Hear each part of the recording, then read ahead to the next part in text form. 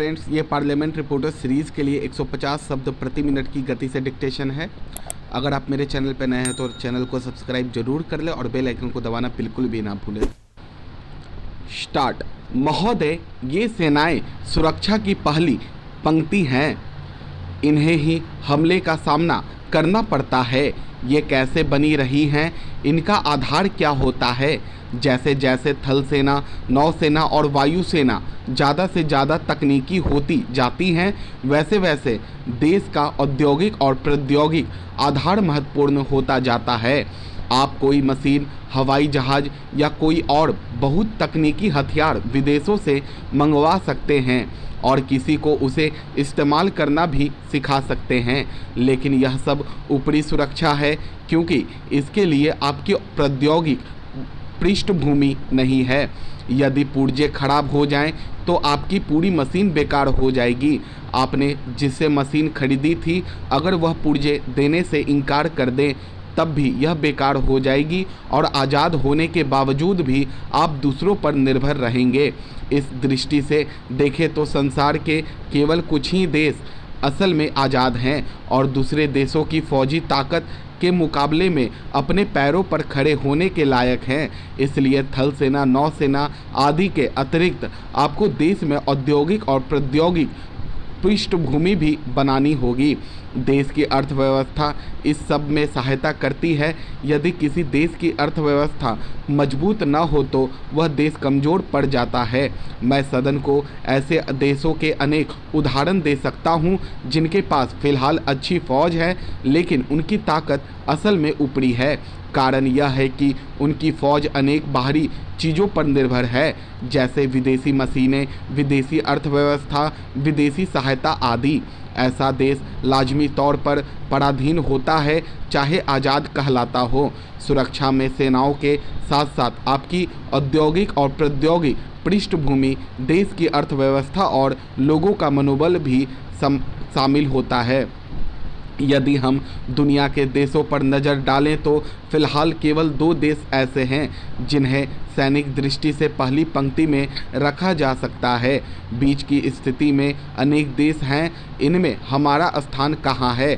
हम टेक्नोलॉजी और उद्योग के क्षेत्र में पिछड़े हुए हैं। फिर भी जापान को छोड़कर एशिया के किसी भी देश के मुकाबले हमारे देश में उद्योग अधिक हैं। मैं सोवियत संघ के क्षेत्रों को शामिल नहीं कर रहा हूं और चीन की तुलना में भी जो काफ़ी तरक्की कर रहा है। मैं सोचता हूं कि औद्योगिक दृष्टि से हम कई तरह से आगे हैं, भले ही सैनिक दृष्टि से आगे न हो। उसके पास विशाल फौज है, उनकी तुलना में हमारी फौज छोटी है, लेकिन मैं औद्योगिक विकास के बारे में बात कर रहा हूँ, अन्य मामलों के बारे में नहीं। इस तरह हम तथाकथित अल्प विकसित देश के वासी हैं, चाहे कुछ मामलों में अधिक उन्नत हो। परमाणु ऊर्जा क्षेत्र में हम शायद दुनिया के आधे दर्जन देशों में हैं। मुझे ठीक नहीं पता, इसलिए कहना मुश्किल है। महोदय, भारतीय स्त्रियों की स्थिति अन्य कारणों से कहीं अधिक दहेज प्रथा से प्रभावित हुई है। दहेज के कारण जहां स्त्रियों की सामाजिक हीनता बढ़ी है, वहीं दूसरी ओर नवविवाहित स्त्रियां सताई भी जा रही हैं। शिक्षित परिवारों में पुत्री के जन्म पर खुशी नहीं होती, बल्कि इसे दुर्भाग्य ही माना जाता है। इससे स्त्रियों का सम्मान घटा है और भविष्य अंधकारमय हुआ है। भारतीय मुस्लिम समुदाय में दहेज का प्रभाव तेजी से बढ़ता जा रहा है, जहाँ तक कि शिक्षित और संपन्न मुस्लिम परिवारों के भी प्रतिष्ठा के प्रतीक के रूप में दहेज का प्रचलन अपनी जड़ें जमा रहा है। इस संबंध में यह उल्लेखनीय है कि पवित्र कुरान में दहेज का कोई जिक्र नहीं मिलता है। इस्लाम के वैवाहिक नियमों के अनुसार निकाह के बाद पति द्वारा पत्नी को आर्थिक सुरक्षा के रूप में मेहर दिया जाता है, लेकिन शोध से पता चलता है कि मुस्लिम समुदाय में मेहर की राशि तो कम होती जा रही है और दहेज जैसी कुप्रथा बढ़ती जा रही है। यह अत्यंत खेदजनक है, क्योंकि अशिक्षा, आर्थिक पिछड़ापन, पर्दा प्रथा आदि कुप्रथाओं को ढोने वाले मुस्लिम समुदाय पर दहेज प्रथा का और लद जाना अभिशाप ही है। प्रश्न यह उठता है कि कुरान में दहेज का जिक्र न होने पर भी इसका लेन देन किस आधार पर शुरू हुआ? अधिकांश भारतीयों के दृष्टिकोण से दहेज का धार्मिक औचित्य है। इस संदर्भ में हजरत मोहम्मद की पुत्री के निकाह का उल्लेख किया जाता है।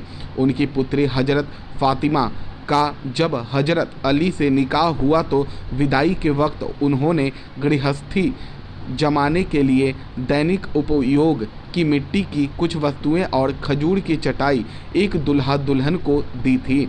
ये केवल 6-7 वस्तुएं उस काल में जीवन निर्वाह के लिए आवश्यक थीं। हजरत फातिमा के निकाह के समय मोहम्मद साहब द्वारा दी गई इन्हीं वस्तुओं को भारतीय मुस्लिम समुदाय दहेज कहता है और दहेज का लेन देन करना चाहता है, क्योंकि यह भी मान्यता है कि मोहम्मद साहब के कार्यों को दोहराने से व्यक्ति पुण्य का भागीदार बनता है। परंतु वे लोग इस संबंध में यह नहीं समझते कि मोहम्मद साहब ने तात्कालिक समस्या को हल करने के लिए सामान दिया था, क्योंकि उनके दामाद विवाह के पूर्व उन्हीं के पास रहते थे। अगर घर बसाने के लिए उनके पास कुछ भी नहीं था। इसके अतिरिक्त जब मुस्लिमों ने भारत में प्रवेश किया तो उन पर यहाँ की संस्कृति का प्रभाव पड़ा। उन्होंने देखा कि यहाँ कन्या के विवाह के समय उसे काफ़ी दहेज दिया जाता है। यहाँ की संस्कृति के कुछ अंशों को अपना लेने में उन्हें कोई हानि प्रतीत नहीं हुई। इस प्रकार मुस्लिम समुदाय में दहेज प्रथा का प्रचलन भारतीय संस्कृति के प्रभाव से यहीं आरंभ हुआ। मुस्लिमों ने यहाँ प्रचलित दहेज की तुलना भी हजरत मोहम्मद द्वारा अपनी पुत्री के विवाह के समय कुछ सामान देने से की और उसे ना तो गलत माना और ना ही इस्लाम के विरुद्ध। वे भी कुछ ना कुछ वस्तुएं आवश्यक रूप से देने लगे। मोहम्मद महोदय प्रारंभ में यह स्वैच्छिक था और न ही दहेज में अधिक रकम दी जाती थी। जो भी वधू पक्ष द्वारा अपनी हैसियत के अनुसार दिया जाता था उसे वर पक्ष द्वारा स्वीकार किया जाता था।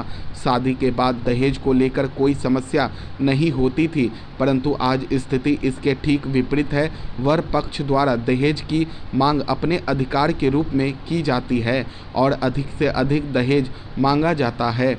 पवित्र कुरान में दहेज का कोई स्थान न होते हुए भी व्यवहार में मुस्लिम समुदाय में दहेज की क्या स्थिति है, यह जानने के लिए इंदौर व भोपाल की मुस्लिम महिलाओं का अध्ययन किया गया। सन 1991 की जनगणना के अनुसार भोपाल में मुस्लिम परिवारों की संख्या 28,177 है, जिनमें 89,986 स्त्रियां हैं। इंदौर में मुस्लिम परिवार 14,610 हैं। इनमें स्त्रियों की संख्या 50,598 है। जनसंख्या में परिवारों की संख्या के अनुपात के आधार पर इंदौर से 175 परिवार व भोपाल से 325 परिवार लॉटरी प्रणाली से चुनकर प्रत्येक परिवार की एक स्त्री को अध्ययन के लिए चुना गया। साक्षात्कार अनुसूची के आधार पर किए गए अध्ययन के अनुसार इंदौर व भोपाल की मुस्लिम स्त्रियों के विवाह में दिए गए दहेज की स्थिति स्पष्ट होती है। तालिका से स्पष्ट है कि दोनों ही शहरों में स्त्रियों के विवाह में दहेज दिया गया। कुल 500 महिलाओं में से 96% महिलाओं के विवाह में दहेज दिया गया। इनमें इंदौर की 86% व भोपाल की 97% महिलाओं के विवाह में दहेज दिया गया। परिवारजनों की हैसियत के अनुसार दहेज सामग्री में कपड़े, बर्तन, जेवर आदि दिए गए। कुल 500 महिलाओं में 3% महिलाओं के विवाह में दहेज नहीं दिया गया।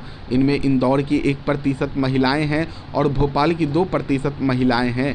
इन्होंने परिवारजनों की मर्जी के खिलाफ कानून पद्धति से विवाह किया है, इसी कारण उनके विवाह में दहेज नहीं दिया गया। इस संबंध में सर्वाधिक महत्वपूर्ण तथ्य यह है कि क्या दहेज के कारण स्त्रियों को प्रताड़ित किया जा रहा है। निम्न आंकड़े इसी संबंध में हैं। आंकड़ों से स्पष्ट है कि कुल 500 महिलाओं में 2% महिलाओं को दहेज के कारण ससुराल में परेशानी उठानी पड़ी। इनमें इंदौर की 1% और भोपाल की 2% महिलाएं हैं। इंदौर की तुलना में भोपाल की महिलाओं को कम परेशानी उठानी पड़ी। इसका कारण शिक्षा और आर्थिक आत्मनिर्भरता है। कुल 500 महिलाओं में 97% महिलाओं को दहेज के के कारण ससुराल में परेशानी नहीं हुई। इनमें इंदौर की 96% व भोपाल की 97% महिलाएं हैं। स्पष्ट है कि मुस्लिम समुदाय में इस बुराई की अभी शुरुआत ही हुई है। आयु के आधार पर बनाई गई तालिका से स्थिति और अधिक स्पष्ट होती है। कुल 500 स्त्रियों में से 2% महिलाओं को दहेज के लिए परेशानी उठानी पड़ी। इनमें इंदौर की 1% महिलाएं व भोपाल की 2% महिलाएं हैं। भोपाल में शिक्षा और आत्मनिर्भरता का प्रतिशत अधिक होने से यह परेशानी कम है। स्टॉप। दोस्तों, ये 150 शब्द प्रति मिनट की गति से डिक्टेशन है, जो कि उच्च गति अभ्यास खंड 2 का है। तो आप इसे लिखें, प्रैक्टिस करें। और चलिए, अगर आपको ये वीडियो अच्छा लगे तो लाइक ज़रूर करें, कमेंट करना बिल्कुल भी ना भूलें। अगर आप